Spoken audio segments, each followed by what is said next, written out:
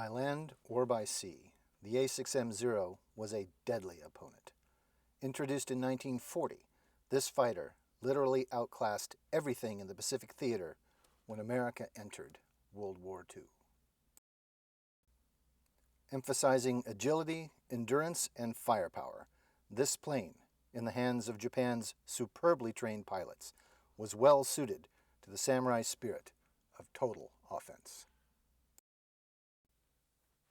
Initially deployed in numbers that overwhelmed local defenses, this lethal combination of man and machine secured for Japan the air superiority that allowed the third largest navy in the world to banish the first and second from the Pacific theater in a matter of months. The Zero's early dominance was eventually countered by evolving Allied tactics, resolve, and a fair amount of good fortune. The short but bitter carrier battles of Coral Sea and Midway were just warm-ups for the 6-month meat grinder that was to be the Guadalcanal campaign. The near-run thing that was 1942 ended up with the carrier air forces of both sides literally exhausted. Over that period, the loss of irreplaceable flight decks was no less disastrous to the Japanese war effort than the depletion of the cream of her elite pilot corps. From 1943 to mid-44, the Japanese Navy tried desperately to rebuild its carrier aviation forces to levels they had started the war with. But by then, U.S. industry had kicked into high gear, and over 2 years had made up its early losses, and then some. As the number of flight decks built in each year shows, Admiral Yamamoto's words were indeed prophetic. I can run wild for 6 months. After that, I have no expectation of success. American aviation technology also advanced at a rapid pace, and new fighters, like the outstanding Hellcat and Corsair, now outclassed the Zero in everything except low-speed maneuverability.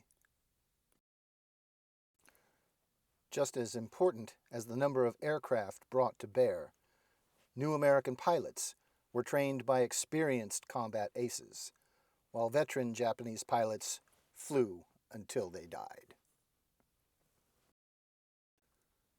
By 1944, America's two-pronged approach was in full swing, with the Navy and Marines slugging through the Central Pacific to secure island air bases from which the Army Air Corps could use its brand-new airplane to begin a strategic bombing campaign against Japan's heavy industry and shipyards.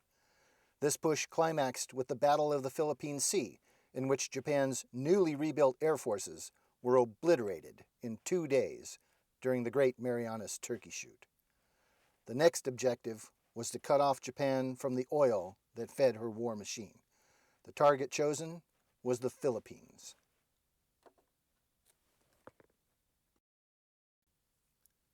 As usual, the Japanese devised a set of complicated plans involving maximum effort, deception, and exquisite timing, but the Battle of Leyte Gulf was again a dismal failure, and they ended up losing much of what was left of their navy. In desperation, the enemy turned to sacrifice to stem the inevitable tide. To secure the island of Luzon, amphibious landings were planned in Lingayen Gulf in early January 1945. The invasion forces, which were to proceed up the east side of the archipelago, would have to run a gauntlet to get there, as intelligence reported that over 250 enemy planes were still on Luzon. We will now focus on 2 days, during which these forces were attacked by Kamikaze aircraft on January 5 and 6, 1945. 2 task groups, under the command of Admiral Ollendorf, proceeded from Leyte Gulf to Lingayen Gulf from January 2 to January 5. Proceeding in 2 formations of roughly equal force, each group consisted of a collection of escort carriers, old battleships, cruisers, and destroyers. The escort carriers, with their wooden decks and very flammable contents, were the primary targets for the Japanese. A typical example was the Macon Island. Built on light cruiser hulls, these ships weren't particularly fast, but they did carry 28 aircraft and a collection of anti-aircraft guns. The single-mount 5-inch gun, with a range of roughly 6 miles, might get off 10 rounds at a plane approaching at 200 knots. The 40mm, with a smaller effective range but a higher rate of fire, had to actually hit a plane to knock it down. The last chance were the 20mm crews, who only had 30 seconds to acquire and hit a target, but no guarantee they would bring a plane down even if they did.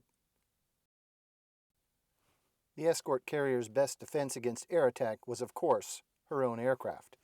A typical air wing consisted of 20 obsolete Wildcat fighters and 8 Avenger torpedo bombers.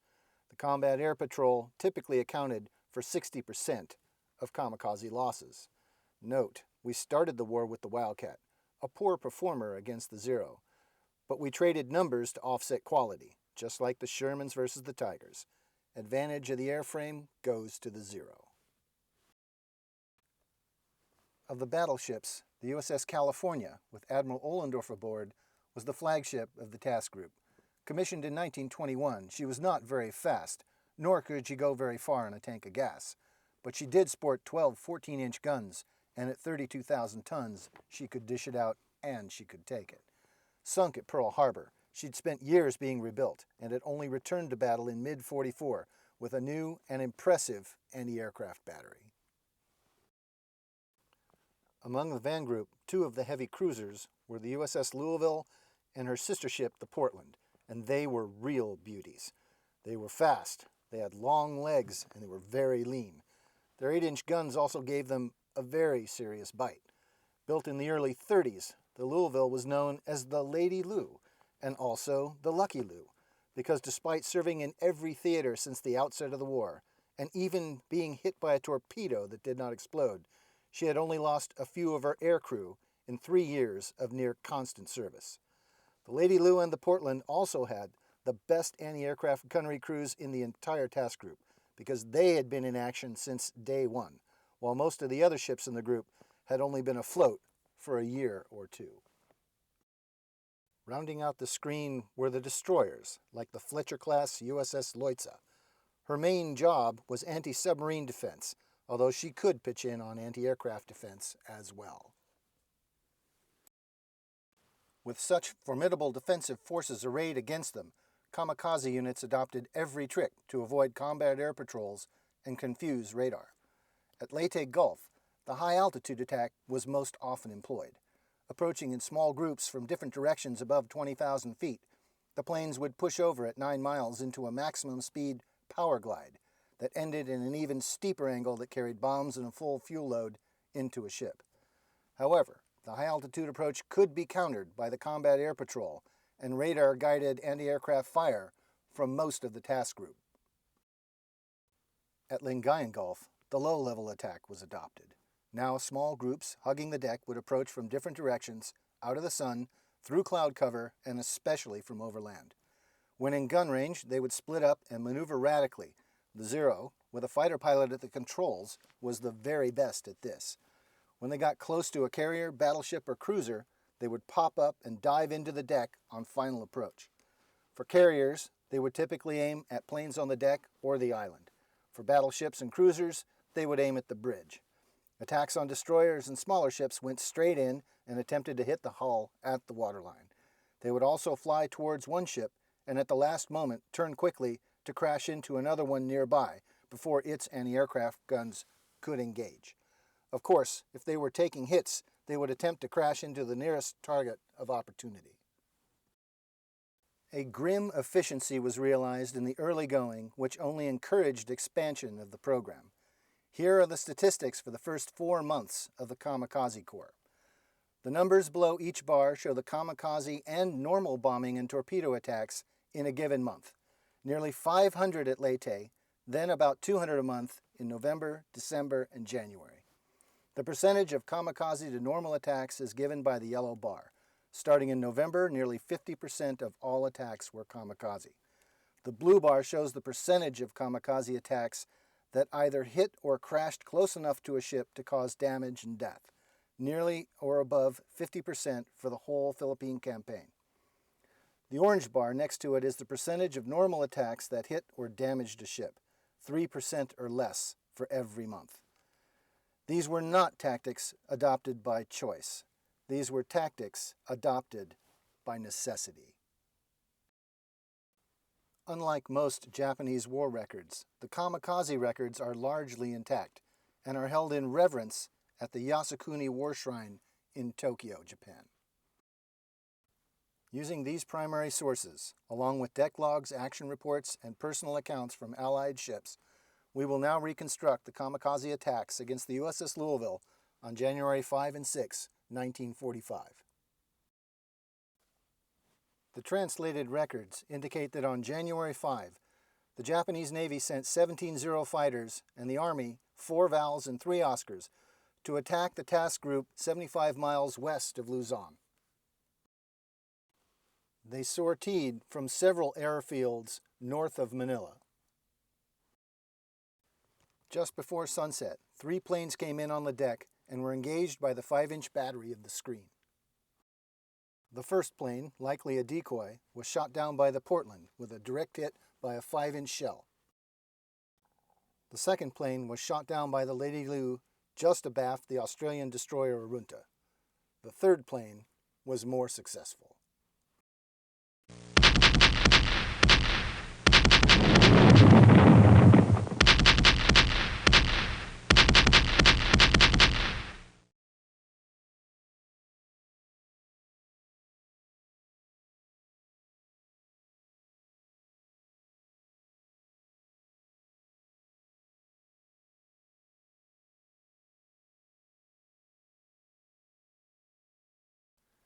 Minutes before the attack began, 2 destroyers left the inner screen, leaving a big hole on the left side of the formation, which may have been exploited.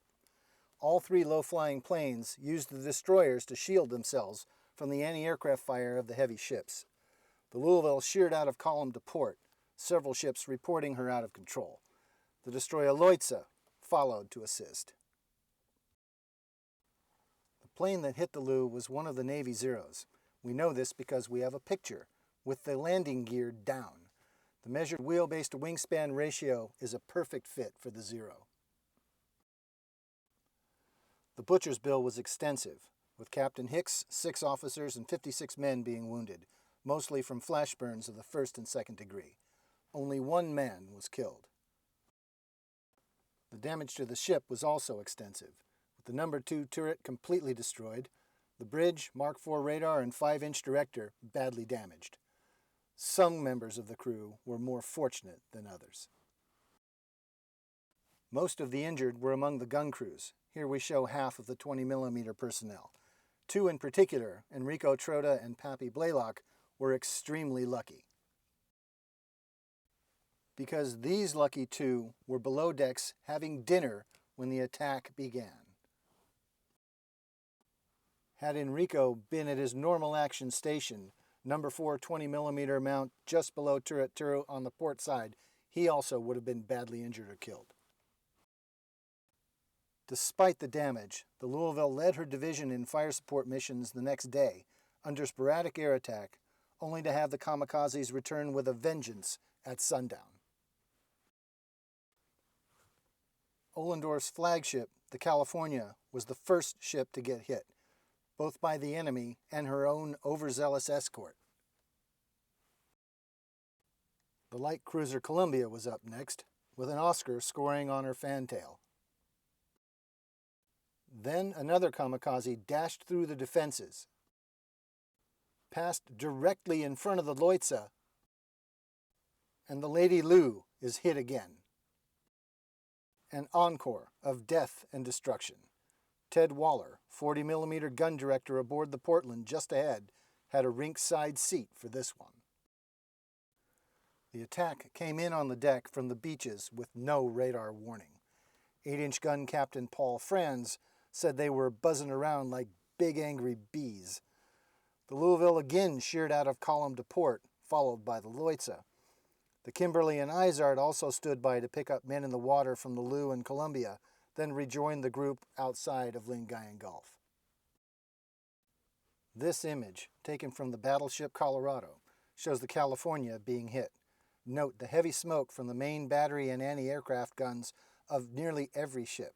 This smoke effectively screened the attacking planes. The casualties were extremely heavy. Rear Admiral Theodore Chandler, Commander, Cruiser Division 4, 6 officers and 22 men of the Louisville were killed in action. 6 other officers and 49 men were wounded. Most of the wounded were due to shrapnel, most of the dead from burns, many of the 3rd and 4th degree. 10 men were missing in action. Damage to the ship was also extensive. The plane carried a bomb under each wing that exploded on 2 deck levels. On the signal bridge, radar and radio rooms were destroyed. Nearly all radio antennae were damaged, and many specialists, especially among the radiomen, were casualties. Admiral Chandler was also on this deck level when the attack occurred. The other bomb destroyed anti-aircraft mounts and sprayed the area with lethal fragments. The Lady Lou staggered back to her feet, but after regaining the task group, Admiral Ohlendorf decided she'd had enough. The next morning, she was ordered west to operate with the carrier group, where she buried her dead. Then she escorted a large group of cripples to Leyte, where she landed her wounded and began the long trip home. John Duffy, who'd been with the ship since the beginning of the war, was a member of Turret One's crew. In his autobiography, he describes in vivid detail the second attack on the Louisville and the horrors that many of the crewmen felt in the face of the divine wind. All of a sudden, the ship shuddered and I knew we were hit again. I was in charge of the 1st Division men and I yelled, "We're hit, let's go, men." I was the first man out of the turret door, followed by Lieutenant Commander Foster and Lieutenant Haston, our division officer, then a dozen more men. The starboard side of the ship was on fire from the forecastle deck on down. One almost naked body was lying about 10 feet from the turret with the top of his head missing. It was the Kamikaze pilot that had hit us. He'd made a direct hit on the communications deck. As men poured out of the turret behind me, they just stood there in shock. Explosions were still coming from the ammunition lockers at the scene of the crash. We could see fire there too. Injured men were screaming for help on the communications deck above us. Duffy ordered his men to help the wounded, and then said, "These orders were given only seconds apart, and everyone responded immediately. But when they got near the dead pilot's body, which was lying right in the way, it slowed them down. I yelled, 'Carl, grab his legs.' As I leaned over the body, I noticed that all he had on was a wraparound white cloth in his groin area. I then grabbed him under the arms and lifted. When I did this, his head rolled back and his brain fell out in one piece onto the deck, as though it had never been part of his body. I told Carl, 'Right over the side with him.' Then I immediately went back and scooped up his brains in both hands and threw them over the side. To the men who had no assignment, I shouted, 'Get scrubbers and clean up this mess.'" A stirring account indeed, but one that raises a couple of questions, which I believe the photographic record can address. First, what type of plane crashed aboard the Louisville on January 6th? And second, did a Kamikaze pilot actually end up intact on deck? From the Louisville's action report, she reported 5 Val dive bombers and 1 Kate torpedo bomber were attacking her, and it was the Kate that came aboard. Her sister, the Portland, reported 10 planes attacking, a mixture of Vals and Zeros. 3 destroyers reported what type of aircraft crashed into the Louisville. 2 of them said they were Vals, and 1 said it was a Jill. The Japanese records largely confirm much of the American account. The translated records indicate that the Navy sent 17 Zero fighters, 2 Judy dive bombers, and 1 Jill torpedo bomber, while the Army sortied 4 Val dive bombers, 2 Oscar fighters, and 2 Nick bombers. Note, no Kate is listed. Just before impact, we see the attacking plane in a steep bank. Several features are measurable, including the wingspan and the length of the horizontal stabilizers. A ratio of these two lengths provides a unique signature of each plane type that is independent of roll and pitch. Also apparent is the size of the engine cowling. The horizontal stabilizer to wingspan ratio of the attacking plane is 0.39. We will now consider the dimensions of each plane type and try to find a match to the attacking aircraft. Consider the Val dive bomber, where we show a diagram of the plane as seen from directly above, scaled to match the measured wingspan of the attacking aircraft. Clearly, the tail is too small, and the wingspan ratio 0.31 is not a match to 0.39 of the attacking plane. Next up is the Kate torpedo bomber, the plane the Louisville herself said crashed aboard. We see again that the horizontal stabilizers are too small, giving a horizontal stabilizer to wingspan ratio of 0.32, again not a match to the attacking aircraft.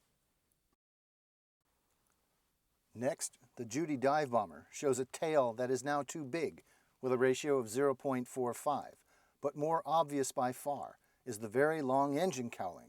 Regardless of pitch, you cannot hide that nose. Now consider the Jill torpedo bomber. Here the stabilizer to wingspan ratio is 0.38, very close to that of the attacking aircraft's 0.39. A pretty good fit by all accounts. Now consider the Oscar fighter. Again, the stabilizer to wingspan ratio is close, 0.40 versus 0.39. But the shape of the main wing is very distinctive and not like that of the attacking aircraft. Finally, consider the Zero fighter. An exact match in every dimension, but note the tail and the heretofore unnoticed protuberance behind the horizontal stabilizers. Of the 6 aircraft type considered, this is the only one with the horizontal stabilizers mounted ahead of the rear end of the fuselage. Considering all aspects, we see that 3 aircraft, the Jill, Oscar, and Zero, have the most features in common with the attacking plane, with the Judy coming in last place. But we can eliminate the Jill, since she did not carry ordnance on her wings but rather on the center line, while the Zero had hard points on the wings and center line. Considering that 17 Zeros versus 2 Oscars were deployed by the Japanese, balance of probability suggests that for the second time in 2 days, the Lady Lu was struck by a Navy Zero. But how to address the second question? Did a kamikaze pilot actually end up intact on deck? Consider again the fateful image and the path the attacking plane had to take to account for the damage inflicted, and ask yourself, how does a pilot exit an aircraft in such an extreme attitude and end up on deck 100 feet in front of the place the plane impacted? It's not physically possible. So it appears the answer to the second question, did an intact kamikaze pilot end up on deck, is no. Or more precisely, not on January 6th, but consider the photographic record of the attack on January 5. The attacking plane is closing on the Louisville's port bow in a shallow dive. The pilot actually got out of his cockpit and ran across the wing. He made it to the end of the wing, crouched as if to spring, and popped his parachute. But as he tumbled, it failed to fully deploy. Watch the airplane.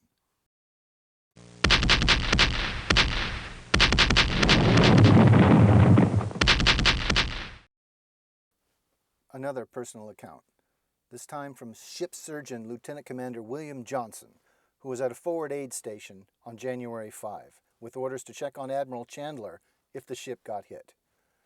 He exited onto the starboard side of the forecastle deck just aft of turret number 1 and immediately came across 2 sailors who were kicking the crap out of a Japanese pilot. The pilot was dead, having been slammed into the ship's side by his parachute that had hung up on the rightmost gun of turret 2. Just as in Duffy's narrative, they cut the parachute cords and tossed him overboard. Dr. Johnson stated that the pilot they threw overboard was in full naval flight suit, while Duffy's account suggested the pilot he threw overboard was wearing only a loincloth. Here are 2 images of some lads hanging out in loincloth, it's traditional, and some fellows heading out on perhaps their last mission. Note, one of the pilots is wearing a loincloth over his flight suit. It is not a clipboard for navigation. His flight leader just to his left appears to be sporting one of these. Although I cannot confirm that these 2 pictures are of the same group of people, 3 of them exhibit a remarkable resemblance to one another. But a jumping kamikaze? Common lore suggests they did not even carry parachutes. In fact, all pilots were issued parachutes, but they mostly used them for seat cushions. According to Saburo Sakai, one of the few surviving Japanese aces, no fighter pilot of any courage would ever permit himself to be captured by the enemy. It was completely unthinkable. And yet this one did. Moreover, I suggest that this was a premeditated act, as the plane had to be going very slow, less than 100 knots, for the pilot to run to the end of the wing, even though the Zero was capable of nearly 300 knots.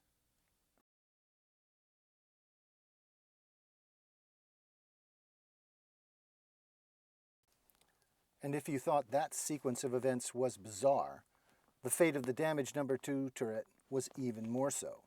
On the Louisville's return, that turret was replaced by a spare. Then on a return to action at Okinawa, the Louisville was again hit a 3rd time by another kamikaze. The repaired turret sat on a dock for 10 years before being chosen for a very special mission. As a detector station used in the above-ground nuclear test program at the Nevada test site. 60 years later, it's still there, in Area 2, likely to remain there forever. And so we pay tribute to the USS Louisville and all who served aboard her. She served her country long after her last salvo was fired. To all who go in harm's way and those who support them, thank you.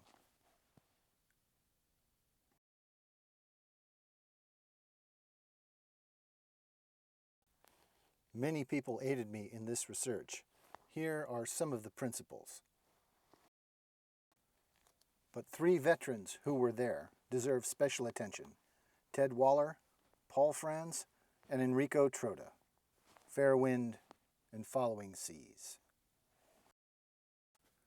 To learn more about the mystery of the gun turret in the desert, consult my technical report or the August 2017 issue of Sea Classics, or on YouTube, search for Turret Rusting in Desert.